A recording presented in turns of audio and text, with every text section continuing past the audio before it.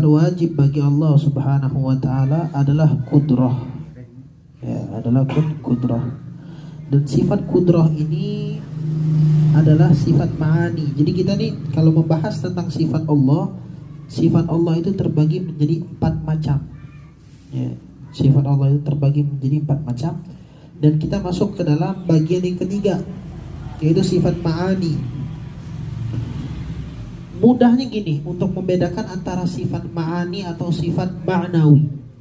Karena ada sifat ma'ani, ada sifat ma'nawi. Untuk sangat mudah memahami, kita contohkan ke dalam diri kita saja. Sebenarnya beda dengan Allah Subhanahu wa taala ya. Laisa kamitslihi syai'un wa huwas samiul basir. Namun kita jelaskan seperti ini untuk taqriban lil faham, untuk lebih cepat di dalam memahaminya. Sifat ma'ani itu diantaranya kudrah, ya, kemampuan, iradah, keinginan, ilmu, haya, hidup, sama, dengar, ya, pendengaran, basar, penglihatan, kalam, ucapan. Ini sifat ma'ani. Ada juga sifat ma'nawi. Apa ini ma'nawi? Mudahnya gini, orang pada saat dikatakan dia mampu, kapan kita bisa tahu dia mampu atau tidak? Pada saat dia mukul, misalnya, atau jangan mukul dah, ngebawa ini nih. Pada saat ditanya, ini mampu ngangkat ini, bisa ngangkatnya? Oh, saya bisa. Cuma kita belum tahu dia benar-benar bisa atau tidak, kecuali pada saat dia angkat. Ya, pada saat dia angkat. Kudrah itu sifat mampu. Adapun qadir itu adalah mampu, yang ngelakuinnya itu. Saya nih misalnya, orang atau ilmu, tentang ilmu. Orang yang punya ilmu, apakah kita tahu dia tahu, paham, punya ilmu? Enggak. Kapan kita bisa tahu dia ini punya ilmu atau tidak? Tatkala dia ucapkan. Kita nanya, dia jawab. Kita menanyakan sesuatu tentang hukum agama, tentang pelajaran apapun, matematika, fisika, udah ditanya baru dijawab. Oh, alim, dia tahu. Ilmunya nggak kelihatan. Emang ilmu berbentuk? Enggak. Kitab itu huruf. Ilmu itu artinya apa? Mengetahui. Ya, ilmu itu artinya mengetahui. Bisa kita tahu ada orang di antara kita yang memiliki pengetahuan? Enggak. Kecuali pada saat dia mengajarkan, dia ngejelasin, dia ceritain, oh dia emang tahu nih. Itu mudahnya untuk membedakan antara sifat ma'nawi dan ma'ani. Hanya saja ada orang yang mengatakan sifat ma'ani, kalau kayak gitu berarti kita menjumlah-jumlahkan Allah. Tidak. Ya, ada yang mengatakan oh berarti kudrah beda, qadir beda. Enggak, itu sama. Ya, cuma mudahnya kayak tadi itu. Ya, mudahnya kayak tadi. Makanya di sini sebutkan hiya kullu sifatin wujudiyah qa'imatun bidzat. Sifat ma'ani itu adalah sifat yang ada di dalam zatnya Allah. Mujibatan laha hukman. Dengan adanya sifat tersebut ada sifat lain atau hukum lain, menghasilkan hukum. Orang misal kemampuan, pada saat diangkat baru dibilang orang itu mampu. Mujibatan laha hukman, menghasilkan hukum lain. Ketika dia ngebawa, orang yang mampu. Sebelum dia ngebawa, kita nggak tahu dia mampu atau enggak. Oh iya bisa. Tapi belum dibawa, belum tahu bisa atau enggak. Oh saya tahu. Cuma pada saat dia nggak ungkapin, dia cuma ngomong saya tahu doang, belum tentu kita percaya. Ya, namun Allah ilmun, memiliki ilmu dan alim dan juga mengetahui. Ya. Ntar bakal kita bahasin perbedaannya. La ilaha illallah Muhammadur Rasulullah sallallahu alaihi wasallam. Di sini sebutkan dimaksudkan wujudiyah ay maujuda bihaitsu law kushifa lana al-ghita la ra'ainaha. Seandainya Allah singkapkan itu semua, kita bakal tahu Allah itu benar-benar memiliki sifat ma'ani. Kudrah Allah ada, iradah Allah ada. Cuma kan terkadang kita ngerasa bisa nggak ya? Seakan-akan kita ini minta kepada sosok atau zat yang nggak mampu. Padahal kan kita tahu sifatun wujudiyah, sifat yang emang benar-benar ada sama Allah. Cuma kita kadang Allah aduh, kita nggak ngomong Allah mampu atau enggak. Cuma pada saat kita berdoa, tapi bisa nggak ya Allah, saya pengen banget ini. Tapi bisa nggak ya? Seakan-akan kita itu nggak meyakini Allah itu mampu untuk memberikan kita. Maka kata ulama, yang dimaksudkan maujudah itu sekiranya Allah singkap hijab kita, penghalang di wajah kita ini nih, di hati kita, maka kita akan kelihatan. Kita akan tahu Allah itu benar-benar mampu. Yang sebagaimana sifat pertama dari sifat ma'ani adalah kudrah. Apa itu kudrah? Sifatun qadimatun qa'imatun bidatihi ta'ala. Sifat yang maha lalu. Ya, kenapa dinamakan qadimah maha lalu? Jadi gini masyarakat hadirin. Anak kecil dia bisa berjalan, bisa ngerangkak, bisa makan, bisa bawa akuan. Dulu nih kita nih ngangkat gini gak kuat, apalagi ngelempar. Lihat anak kecil megang botol minum susu aja tuh dotoh, lepas, jatuh, gak kuat. Artinya apa? Kemampuan tersebut baru ada setelah sekian lama. Dulunya kagak ada. Kita bisa berbicara, dulunya kan kagak. Mama ngoek doang. Kapan kita bisa berbicara? Ada waktunya. Dulunya nggak bisa. Namun kudrahnya Allah, ya kita nih misal nih ngangkat beban, ya, nge-gym fitness. Itu pada saat kita ngangkat, dulunya kan nggak mampu. Paling kita mampu ngangkat 2 kilo. Lo bisa ngangkat langsung 10 kilo atau 15 kilo atau 30 kilo. Berat. Capek. Namun dengan kita latihan 40 kilo kita bisa angkat. Kapan itu? Setelah sekian lama. Dulunya kagak bisa. Kita main HP, dulunya kagak ngerti apa ini HP. Ya, gak paham sama sekali dulunya. Ya, gak paham sama sekali dulunya. Namun ketika kita pelajari, kita ikutin, oh iya, baru kita akhirnya mampu menggunakan HP kita miliki. Mampunya kita ada awal. Namun mampunya Allah sifatun qadimatun, udah maha lalu dari awal. Kagak ada yang namanya qadim. Itu apa? Kemarin kita jelasin sifat qadim, la awwalalah, gak ada awalnya. Kalau kita ada awal, namun Allah kagak ada awal. Jadi jangan pernah menyamakan pada saat dibilang oh yang maha lalu, oh berarti udah lama banget. Jangan samakan dengan pemikiran kita seperti itu. Kita belajar seperti ini untuk takriban lil faham, untuk mendekatkan kepada pemahaman agar kita ini benar-benar bisa menerima takdir Allah, bisa kenal Allah, bisa khusyuk di dalam ibadah. Sholat kita pun benar-benar ngerasa gitu, saya ini lagi nyembah Tuhan loh. Itu hakikatnya, itu intinya. Bukan berarti untuk kita melampaui pemikiran dan menyamakan antara kita sama Allah. Beda. Sangat-sangat beda. Ya gak bisa disamain. Nah, dengan sifat kudrah yujidu biha wa yu'dim. Ya, dengan sifat kudrah lah Allah bisa mewujudkan sesuatu dan meniadakan sesuatu. Yata'atta biha ijadan kulla mumkinin wa i'damih. Dengan sifat kudrah mungkin saja bagi Allah untuk menjadikan sesuatu dan tidak menjadikannya. Itu kudrah. Dalilnya apa? Di sini sebutkan innallaha ala kulli syai'in qadir. Sesungguhnya Allah Subhanahu wa taala atas segala sesuatu mampu.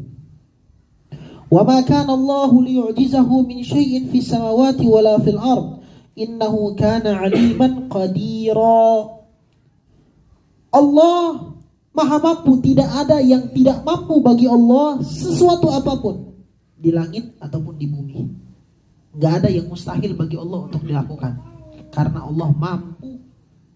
Kalau kita kan terbatas, ya kita terbatas untuk meraih horden kayak gini aja nih, gorden untuk kebenaran. Ada orang yang mampu langsung tanpa tangga, ada orang yang tanpa tangga langsung aja. Ya karena dia tinggi. Ada orang yang kagak paham. Intinya masyarul hadirin, ada yang kita mampu, ada yang tidak. Namun Allah Subhanahu wa taala mampu atas segala hal. Yang di langit, yang di bumi, yang di dunia, yang di akhirat. Semuanya Allah Subhanahu wa taala mampu. Innahu kana aliman qadira. Sesungguhnya Allah Subhanahu wa taala aliman, mengetahui, dan juga qadira, mampu. Itu Allah. La ilaha illallah Muhammadur Rasulullah sallallahu alaihi wasallam. Namun harus digarisbawahi. Apa itu? Ala wifqil iradah. Ya, ala wifqil iradah. Maksudnya apa? Ay anna ijadallahi lil mumkin wa i'damihi lahu ala wifqi ta'alluqi iradatihi bihi. Li'annahu ta'ala la yujad aw yu'dam bi qudratihi illa ma arada wujudahu aw 'adamahu minal mumkinat. Dan ini masuk ke dalam penjelasan tentang iradah. Apa dimaksudkan di sini? Allah kan mampu tuh untuk meniadakan sesuatu dan menciptakan sesuatu. Mampu saja bagi Allah untuk memberikan kita keturunan. Mampu saja bagi Allah untuk memberikan kita rezeki tek langsung. Mampu saja Allah Subhanahu wa taala untuk membagikan kepada kita nikmatnya. Mampu. Bahkan Allah juga mampu untuk menghilangkan nikmat yang kita miliki. Kekuasaan yang kita miliki, nikmat yang kita miliki, harta, mobil, motor, istri, anak, rumah, bisa Allah hilangin. Qadir, mampu atas segala hal. Allah pengen tiba-tiba gunung yang awalnya meletus tiba-tiba langsung mati, langsung gak aktif lagi, bisa. Allah ingin menghancurkan gunung yang kokoh sekokoh-kokohnya, dihancurin tanpa meletus, bisa bagi Allah. Namun ingat, Allah melakukan itu semua ala wifqil iradah, sesuai keinginan Allah. Dari sini menampar secara keras orang yang mengatakan bahwasanya Allah itu majbur, Allah itu terpaksa. Di antaranya siapa? Mu'tazilah. Dia ini mengatakan bahwasanya Allah Subhanahu wa taala itu harus melakukan kebaikan kepada seorang hamba. Ya. Jadi ada yang namanya fi'lus shalah, fi'lul aslah. Ya, ada fi'lus shalah, ada fi'lul aslah. Kalau dinamakan as-shalah itu artinya baik. Jadi gini. Misal baik tidak baik, ini namanya sholah karena baik. Muqabilul fasad, lawan kata dari yang tidak baik. Gambaran doang ya, bukan berarti oh ini gak baik, katakan ya. Ini sholah, ini fasad. Ketika disodorkan dengan dua hal seperti ini, maka kata Mu'tazilah, Allah harus ngelakuin dan ngambil yang bagus, gak boleh ngambil yang jelek. Artinya apa? Kudrahnya Allah, mampunya Allah itu kepaksa. Nah kalau ahlu sunnah gak mengatakan seperti itu, sesuai keinginan Allah. Allah mau jadiin boleh, Allah kagak mau jadiin juga boleh. Ya. Sampai di kitab Jawharut Tauhid disebutkan alam yarau ilamahul atfala wa shibha fahadziril muhala. Ente lihat gak kata Imam di kitab Jawharut Tauhid? Anak kecil yang sakit. Iya, anak kecil yang sakit. Itu kalau Mu'tazilah mereka mengatakan apa? Gak boleh Allah memberikan penyakit kepada anak kecil. Karena apa? Penyakit itu kan jelek. Siapa yang mau sakit? Kagak ada, semua pengen sehat. Maka ketika seharusnya ada sakit, ada sehat, Allah harus memberikan sehat kepada orang tersebut. Berarti kan Allah mampu tuh memberikan sehat, memberikan sakit. Cuma kalau kita ahlus sunnah ala wifqil iradah, sesuai keinginan Allah. Namun kalau mereka enggak, seakan-akan Allah itu kepaksa. Ya. Falaisa majburan wala ikhtiyara. Itu tentang af'al, maaf. Intinya itu pertama itu masalah sholah.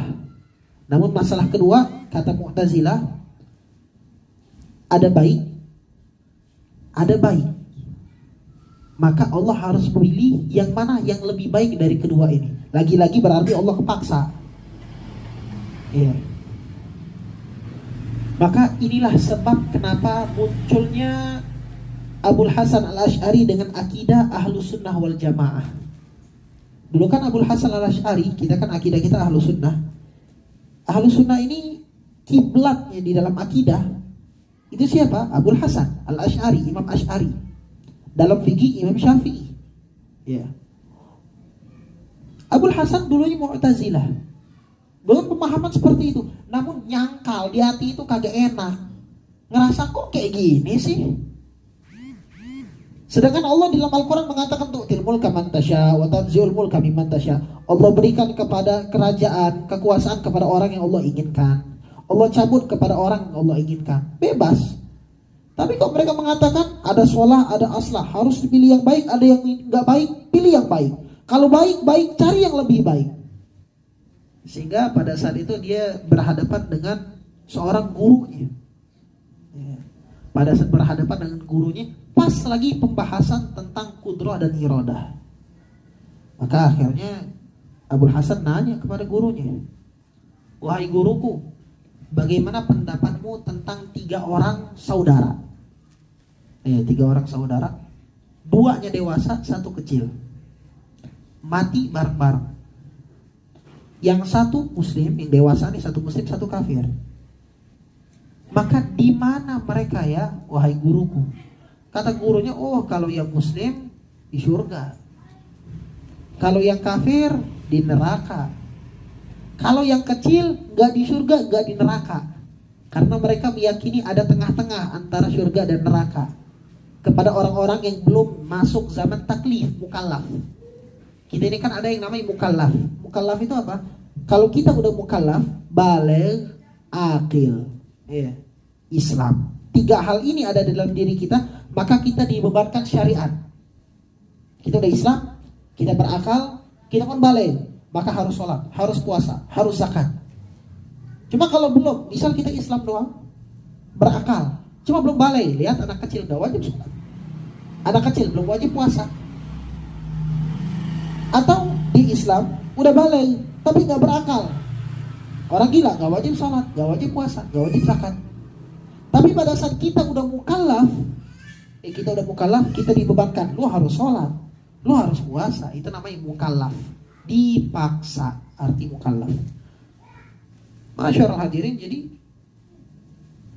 mereka ini mempercayai anak-anak yang belum mukallaf gak bisa dong dimasukin neraka. Misal dia tinggal anak yang masih umur 5 tahun, 6 tahun, meninggal, bapak emaknya Nasrani misal. Dia bilang tuh anak gak bisa dimasukin ke neraka atau dimasukin ke surga, enak banget. Dan dia belum ada apa-apa, berarti di mana? Manzilah bainal manzilatin. Ini keyakinan mereka. Namun bukan berarti kita bilang, oh ini kafir. Enggak, ini mulut jaga, jangan ngafirin orang. Ya, ini akidah.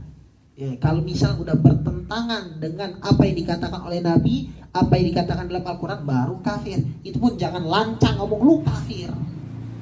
Ya.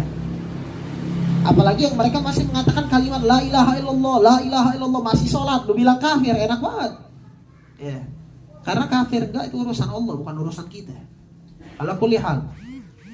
Jadi mereka meyakini antar kalau misal anak belum mukallaf, masih kecil, maka berada di tengah-tengah, nggak di surga, nggak di neraka. Maka kata Abul Hasan Asy'ari, oh kalau kayak gitu, ya ini membahas masalah sholat dan aslah tadi itu, yang baik dan lebih baik. Maka kata Abul Hasan, oh kalau kayak gitu wahai guruku, ini anak bakal komplain, bakal ngadu sama Allah, ya Allah, yang lebih baik buatku, aku bukan mati sekarang. Biarkan aku dewasa dulu baru aku mati, sehingga aku bisa ngikut kakakku yang muslim masuk surga. Kan itu lebih baik daripada aku di tengah-tengah surga kagak, neraka kagak. Lebih baik panjangan dikit umurku sampai mukallaf, matiin. Ya. Maka akhirnya kata gurunya, enggak wahai anakku itu anak kesayangan, anak angkatnya nih. Abul Hasan ini anak angkat gurunya yang Mu'tazilah. Enggak wahai guruku, wahai anakku. Karena Allah udah tahu ini anak kalau udah sampai dewasa dia bakal ngikut kafir, ngikut kakak-kakaknya kan 2 tuh, 1 muslim 1 kafir. Kalau dia Kalau dia udah dewasa, aku udah tahu kata Allah, kan Allah kan maha mengetahui. Dia bakal mati dalam keadaan kafir, ngikut kakak yang kafir, maka aku matikan pada saat masih apa? Masih kecil. Dijawab lagi sama Abul Hasan. Oh, kalau kayak gitu wahai guruku, itu kakaknya yang kafir, dia bakal bilang, ya Allah kenapa nggak matiin aja aku pada saat masih kecil. Pada saat masih kecil itu kan lebih baik. Itu baik. Aku masuk neraka jelek, ada yang lebih baik daripada aku masuk neraka. Matiin aku pada saat masih kecil. Kan engkau udah tahu aku bakal mati dalam keadaan kafir. Kenapa gak matiin aja dulu sebelum aku masuk kafir? Maka guru terdiam. Dari sinilah Abul Hasan langsung masuk ke dalam masjid Jami. Dia ngumumin orang bahwasanya aku telah terlepas dari akidah Mu'tazilah. Bahkan beliau saking ini gregetnya, beliau buka bajunya beliau dan beliau lempar. Kata beliau, aku terlepas dari Mu'tazilah sama seperti aku ngelepas bajuku ini. Mudah, tek gitu dilempar. Karena dia ngerasa agak canggung gitu akidah. Maka akhirnya beliau membuatlah akidah Ahlussunnah wal Jamaah. Sebenarnya bukan ngebuat, emang inilah akidah yang sesungguhnya dari zaman Nabi, dari zaman sahabat. Cuma karena udah banyak fitnah, udah ada keluar tuh aliran Syiah, aliran ini menyebar, ada aliran Salaf dari zaman dulu, dari zaman dahulu, dari zaman Sayyidina Ali, ada Khawarij, ada Nawasib. Dari sinilah akhirnya pecah belah pemahaman. Abul Hasan disebutkan di dalam kitab-kitab tentang akidah, beliau yang meluruskan, beliau yang merangkum kembali puzzle yang udah pecah, dirangkum kembali sama beliau, disodorkan ke orang. Ini loh hasilnya. Jadi kita Ahlussunnah wal Jamaah meyakini Allah kudrah, Allah mampu atas segala hal, cuma nggak kepaksa. Ala wifqil iradah, sesuai kemampuan Allah, sesuai keinginan Allah. Sesuai keinginan Allah Subhanahu wa taala. Bukan berarti Allah harus ngelakuin ini, berarti kemampuan Allah itu kepaksa, bukan keinginan. Kemampuan Allah itu kepaksa. La ilaha illallah Muhammadur Rasulullah sallallahu alaihi wasallam. Di dalam ayat lain juga dikatakan wa huwa ala kulli syai'in qadir. Allah mampu atas segala hal. Itu dalil secara nakli, secara Al-Qur'an. Adapun dalil secara al-aqli, secara akal, itu disebutkan sifatul qudrah, iradah, ilm, haya. Ini 4 sifat: mampu, keinginan, mengetahui, dan hidup. Seandainya Allah tidak memiliki 4 sifat ini, maka makhluk kagak bakal ada. Kalau Allah kagak mampu, bagaimana nyiptain alam semesta? Kalau Allah kagak mampu, bagaimana nyiptain bumi? Kalau Allah kagak mampu, bagaimana nyiptain perut kita ini yang benar-benar teratur? Makan, yang ada yang masuk buat daging, buat jadi darah daging. Ada yang keluar jadi ampas. Ada yang keluar jadi apa? Jadi air kencing, maaf. Kenapa gak langsung keluar semuanya aja? Kok bisa teratur banget? Kalau Allah kagak mampu itu gak bakal ada kita. Artinya ini nunjukin tuh Allah itu mampu. Jadi sebenarnya, maka kata ulama, kata Nabi tuh, memikirkan, tafakur tentang Allah itu lebih baik daripada ibadah 1000 tahun. Kenapa? Orang terkadang ibadah 1000 tahun kayak kita, Allahu Akbar, ngantuk, kagak ada khusyuknya. Cuma pada saat tafakur dia ngerasa, oh iya, ya Allah saya ini benar-benar, Allah benar-benar mampu. Oh ya Allah ini benar-benar menciptakan saya dengan keinginannya. Oh ya Allah dengan kita tafakur, lebih kenal sama Allah. Dan pada saat lebih kenal, sholat kita lebih khusyuk. Namun kalau sholat Allahu Akbar doang, ngantuk lagi sholat subuh sambil ngantuk-ngantuk. Tapi pada saat orang udah kenal, saya lagi nyembah Tuhan nih, kayak ketemu sama bos, rapi dulu harus. Karena udah kenal, karena udah kenal la ilaha illallah Muhammadur Rasulullah sallallahu alaihi wasallam. Adapun sifat iradah, nyambung satu sifat lagi aja. Sifat iradah artinya apa? Hiya sifatun qadimatun qa'imatun bidzatihi ta'ala.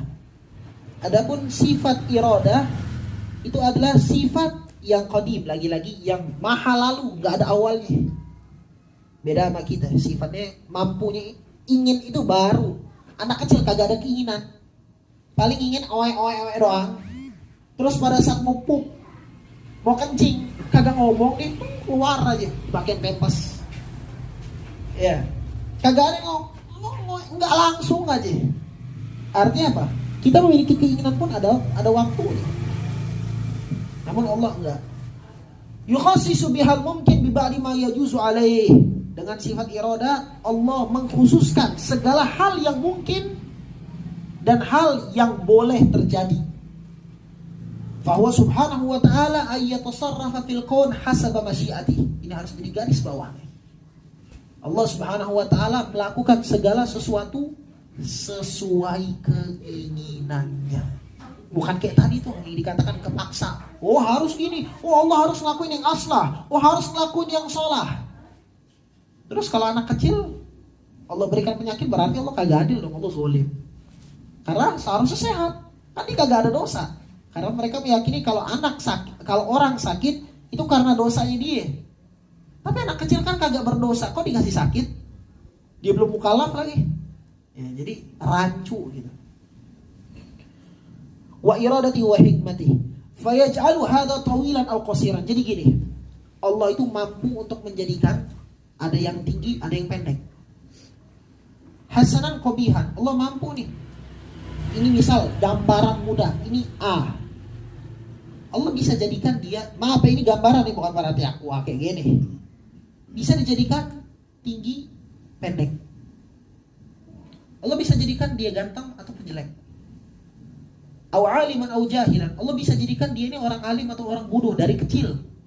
Karena kan kebodohan atau kurangan itu dari akal.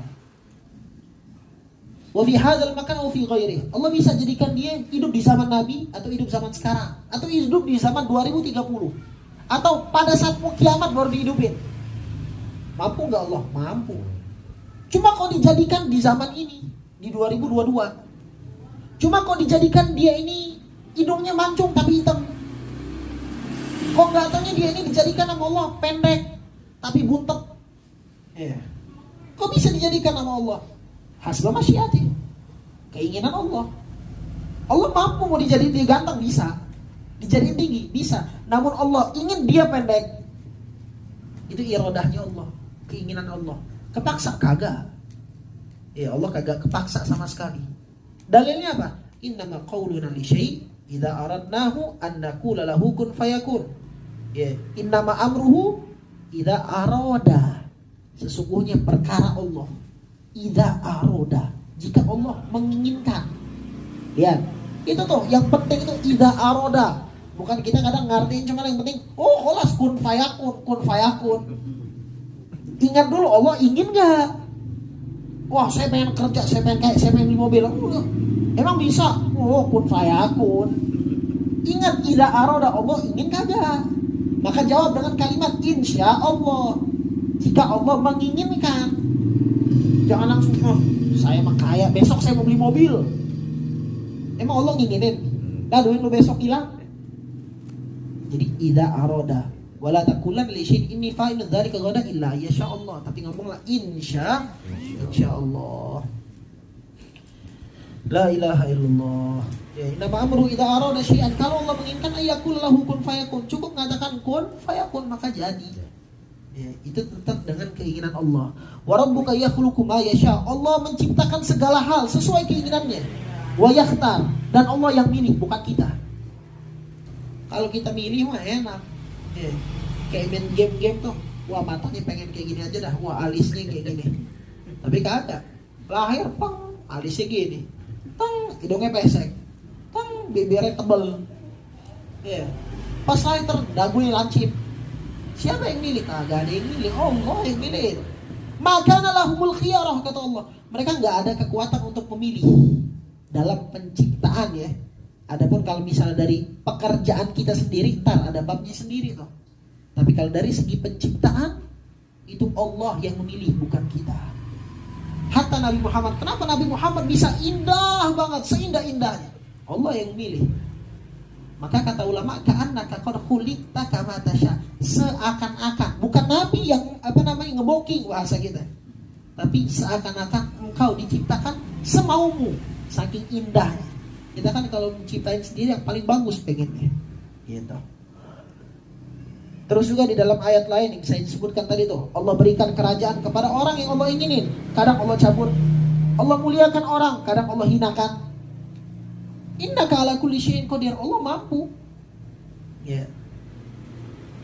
Terus di sini juga yakhluqu ma yasha. Allah menciptakan segala hal. Yahabu liman yasha'u inatha. Ada orang hamil. Oh, Masya Allah. Dia makan dengan makanan yang paling bagus. Yang kata dokter, kalau banyak makan ini anaknya laki-laki. Udah dia makan tuh program keluar perempuan. Emang bisa kita menginginkan? Oh, kalau makan ini udah pasti. Insya Allah. Innama amruhu idza arada. Jadi kalau pengen laki-laki mintanya sama Allah. Itu keinginan Allah. Kalau Allah ingin ya baru kun fayakun, bukan langsung kun fayakun doang. Ada idza aradanya dulu tuh. Kita pengen punya anak laki-laki, punya anak perempuan. Oh, anak perempuan harus makan kayak apa?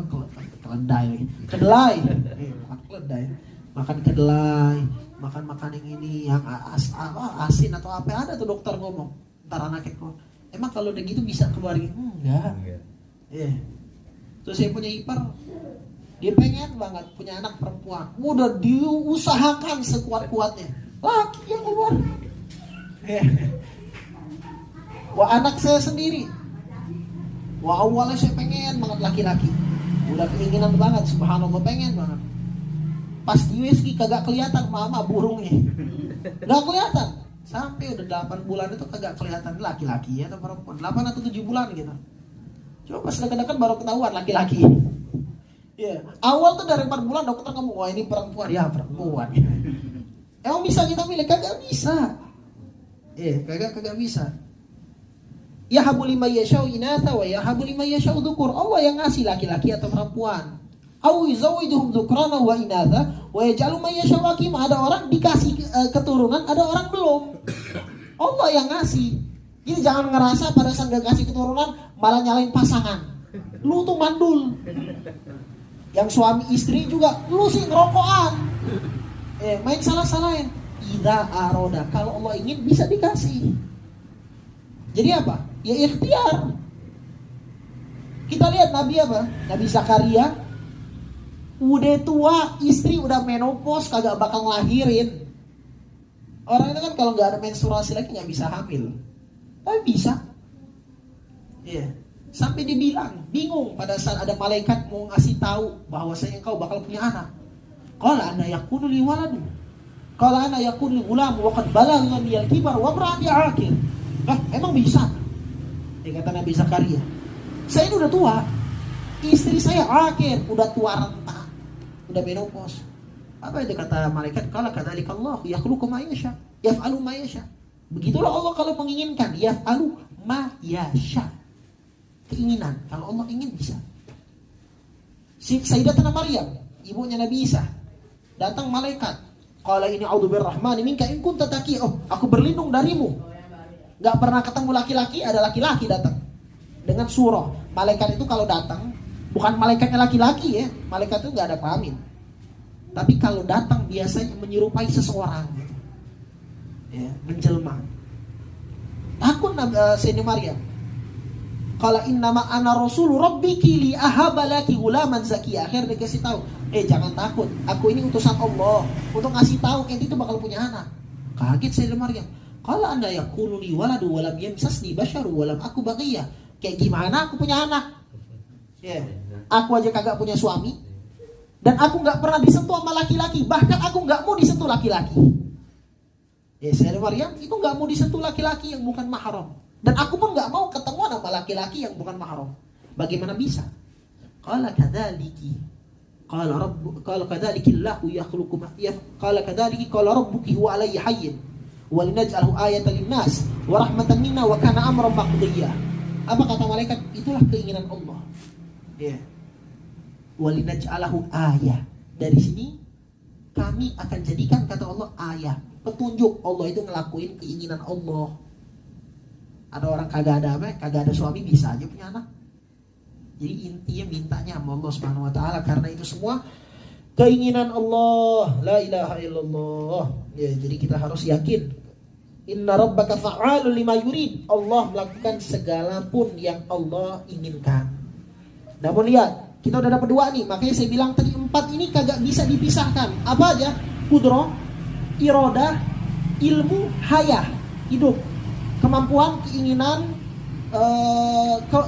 pengetahuan, dan hayah, hidup. 4 ini gak bisa dipisahkan dari sifat Allah. Allah melakukan, menciptakan kayak tadi tuh. Allah mampu menjadikan ini tinggi ataupun pendek. Dan Allah yang memilih dia dijadikan tinggi dengan sepengetahuan Allah. Allah melakukan itu dengan sepengetahuan Allah. Bukanlah kok tinggi, lah kok jadi pendek. Allah tahu dan Allah mengetahui dampaknya, apa hikmahnya, apa baiknya. Ada musibah, Allah berikan bencana. Allah pun mampu untuk mengangkat bencana tersebut. Cuma itu bencana Allah turunin. Apakah Allah kagak tahu tiba-tiba lah kok jadi, kok ada bencana, kok musibah? Allah tahu. Semuanya Allah tahu. Dan Allah pun tahu apa dampak dan akibatnya. Namun tentang ilmu kita akan jelaskan di episode selanjutnya. Ya wallahu a'lam bishawab.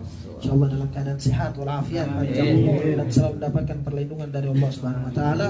Amin ya rabbal alamin. Bismillahirrahmanirrahim. Alhamdulillahirabbil alamin. Allahumma shalli wa sallim ala sayyidina Muhammad wa ala ali sayyidina Muhammad.